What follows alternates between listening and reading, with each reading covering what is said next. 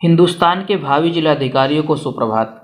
Hello friends, मैं आपका दोस्त गणेश चंद्र पाल स्वागत करता हूं आपका आपके अपने learning platform M for mathematics के यूपीएससी सीसेट सेक्शन में। तो आइए स्टार्ट करते हैं आज की क्लास। आज की क्लास में हम लोग ऐसे फार्मूलों को देखने वाले हैं जो तीन सेट से मिलकर बने होते हैं। पिछले वीडियो में हम लोगों ने ऐसे फार्मूलों को देखा था जो दो सेट से बने हुए थे। इन तीन सेट के फार्मूलों को देखने से पहले हम कुछ एग्जांपल्स देखते हैं कि इन फार्मूलों का हम यूज कैसे करना है या किस टाइप के क्वेश्चन में इसका यूज होता है। एक एग्जांपल दिया गया है।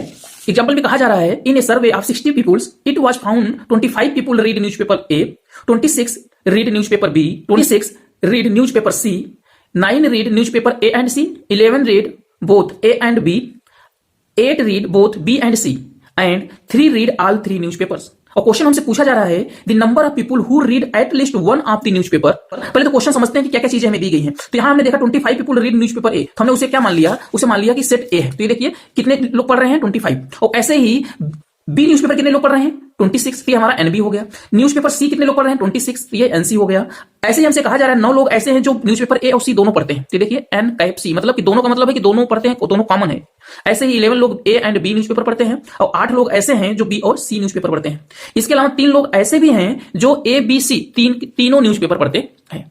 तो आइए क्वेश्चन देखते हैं। क्वेश्चन हमसे कहा जा रहा है the number of people who read at least one of the newspaper, और दूसरे नंबर क्वेश्चन में कहा जा रहा है the number of people who read exactly one newspaper. अब इन दोनों क्वेश्चंस को हम इस फार्मूले से रिलेट करते हैं। तो इसमें जो पहला क्वेश्चन फार्मूला हमें दिया गया है, पहला फार्मूला दिया गया है फॉर एट लीस्ट वन। अब फॉर एट लीस्ट वन का मतलब होता है कि कम से कम एक न्यूज़पेपर पढ़ता ही पढ़ता हो। तो उसके लिए फार्मूला होता है कि एन, ये एन एक A union B union C equal to N A plus N B plus N C minus N A cap B minus N B cap C minus N A cap C plus N A cap B cap C cap.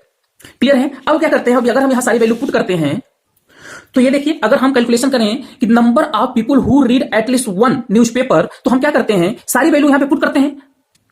तो देखिए हमने सारी value put कर दी। N A की value कितनी, 25, N B की value 26, N C की value 26 minus N A cap B. N A cap B मतलब न्यूज़पेपर ए और बी दोनों पढ़ने वाले कितने लोग थे, तो ए और बी दोनों पढ़ने वाले 11 लोग थे। N cap C, B cap C कितने थे, 8, और एन ए कैप सी कितने लोग थे, आपके 9 लोग थे।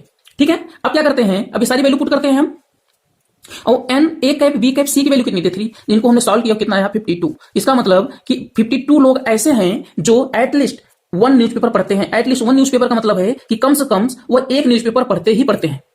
तो अगर बात हम सेकंड क्वेश्चन की करें तो सेकंड क्वेश्चन में कहा जा रहा है the number of people who read exactly one newspaper.